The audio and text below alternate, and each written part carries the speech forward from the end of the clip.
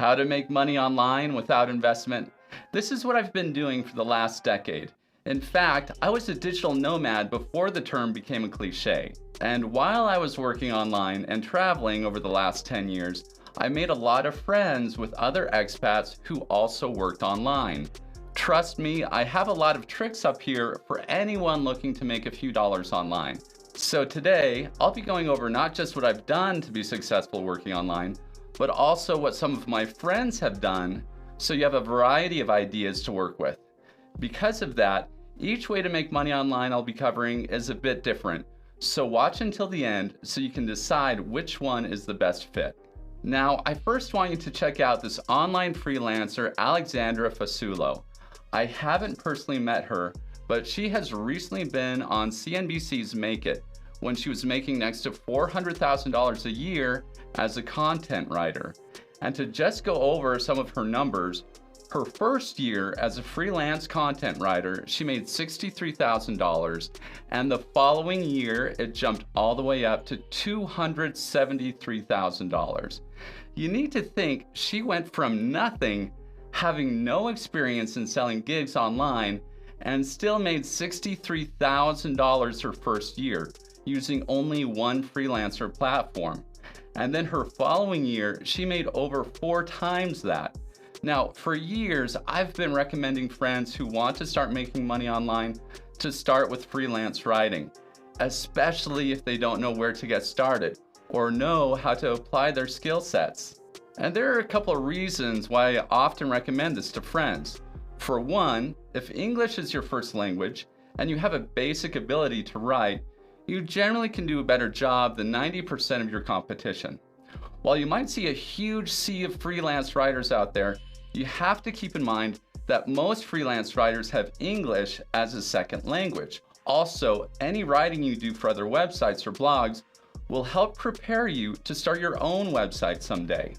Writing for a variety of websites can really help you understand how these website owners market affiliate products or sell online services. It also allows you to immerse yourself in a variety of industries and niches that you may not have ever even thought of. Now, to find online writing gigs, you'll want to sign up to several freelancer websites. So the question is, where can you find these freelancer writing gigs? Well, 2 of the biggest freelancer websites in the industry are Upwork and Fiverr, especially for writers. In Upwork, you can build a profile and then bid on writing gigs that are posted by people looking for the service. Keep in mind though, since you'll be new, you'll need to set a competitive price per word until you build up some good reviews. Once you have a half dozen good reviews, then you can increase your prices. Now, what is a competitive price per word? Well, remember, these first few gigs are just so you get the job and get some good reviews. With that in mind, you may want to set your price per word around 3 to 5 cents per word until you have a little bit of work history, and then you can dramatically increase your prices from there. Let me show you this. I posted a gig on Upwork for a 1,000-word article and set $50 as my max budget. Here's an example of people who applied to write for this gig. You can see most of them are not US based and most of them do not have English as a first language. You'll also notice many of them do not have many reviews. But here's an example of a writer from the USA that is doing exactly what I'm talking about here. She recently built her profile here on Upwork and is looking to secure her first few writing gigs. Now, what I like about her profile is that she explains where she got her education and a little of her work history. This is a believable profile. There are people who will use a VPN or forward a US-based phone number to change their country location to the United States. So it can be good to give a little bit of backstory in your profile so people know you are who you say you are. So let's say you build out your profile on Upwork and you're looking to get your first writing gig. There's a secret to landing gigs on Upwork, and the secret is to apply to as many gigs as possible. If you're not submitting applications to 5 to 10 gigs a day when first starting out, you're not doing it right. It's all a numbers game. The other big thing is you should have an introductory framework that can be customized to each gig you apply to. An example of this would be, hello, I would be happy to write your article about blank. That's one of the subjects I specialize in. Okay, so now we've went through a quick run through of how to build out your profile and get your first few gigs. Let's talk about the kind of money you can make once you have a half dozen good reviews. I'll say too, even if you were to write a 1,000-word article that took you 2 hours, if you were charging $50 per article, you'd still be making $25 an hour starting out. And it's not uncommon for experienced writers who have English as a first language to charge 10 to 20 cents per word. And if you're a true specialist in a specific category or have credentials behind your name, you could charge all the way up to $1 per word. So why do I say to charge so little for the first few articles? Well, if you are brand new to a platform and have no work history posted with client reviews, you'll be competing against writers from other countries that have reviews. They might not have English as a first language, but they at least have past clients that have been reasonably happy with their work. So while English might be your first language, you still need to prove yourself on the platform. Now, let's talk about setting yourself up on Fiverr. This is another great place to find clients when freelancing. On Fiverr, since your reputation is built on client reviews, it's the same thing here. You will initially want to set really competitive prices compared to the entire freelancer writer pool. And once you have some good reviews, you can quickly increase your prices to reflect that English is your first language and the quality of your writing skills. Now, you'll want to build out your profile and backstory really well on Fiverr so people know you're from the USA and have English as your first language. You'll also want to include a real professional profile picture and some writing samples so they know that you're serious about the work you provide through the platform. And you'll see writers with strong profiles on Fiverr are charging anywhere between 10 to 20 cents per word and sometimes more, especially if they have a pro-verified profile with a lot of positive reviews. They can charge a higher rate. Okay, I think I covered that way to make money online well enough for now. I have a ton of ways to do this, so I have to be selective because I don't have time to cover all of them in this video. And just so you have a quick idea, you can be a freelancer for almost any type of service on Upwork and Fiverr. It doesn't just have to be blog writing. One other type of service you could offer is video editing. There's some incredible free video editing software called DaVinci Resolve. This is the software I was using to edit my own YouTube videos before I hired a full-time video editor. And I learned this software within less than a week, essentially from not having any real prior experience with video editing before. And I'll tell you, right now video editors are in demand.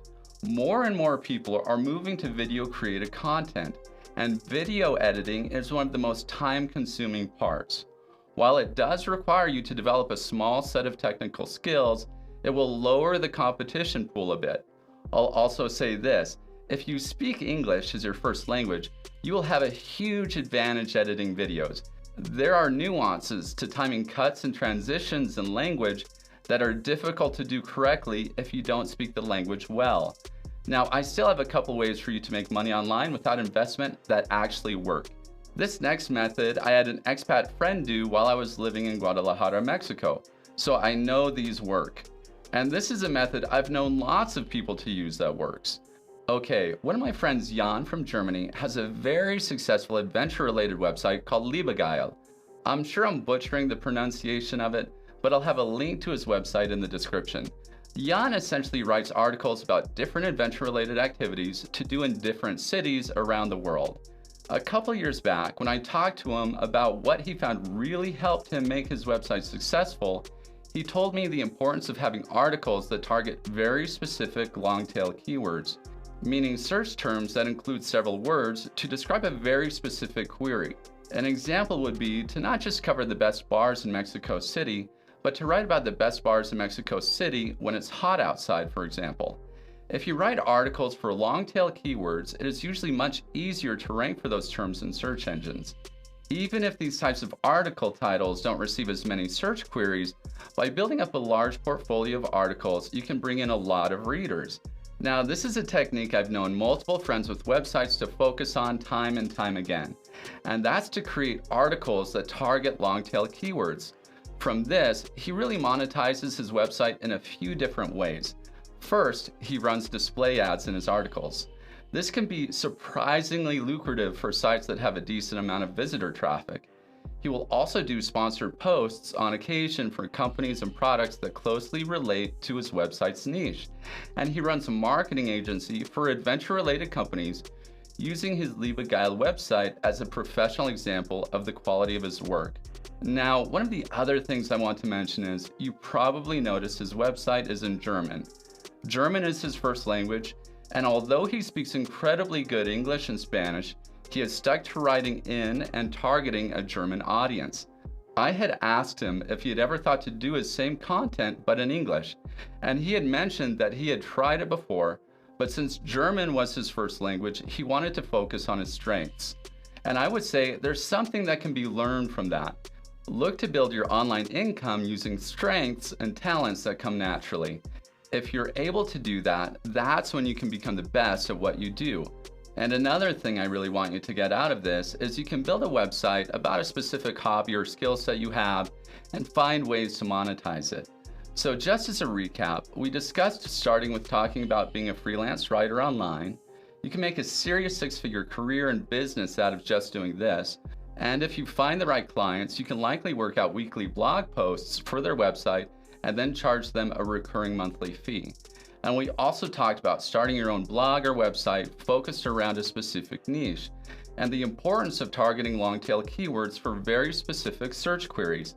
The tool I use myself, and I'd say most experts use to help us find niche-specific long-tail keywords with low competition, is Ahrefs. I'm not an affiliate for Ahrefs. I just know it to be one of the best tools out there for people wanting niche and keyword insights. If you're not against hitting that like button, go ahead and give it a tap. Also, I have more stories of people who have successfully learned to make money online, so click subscribe, and you guys have a great day.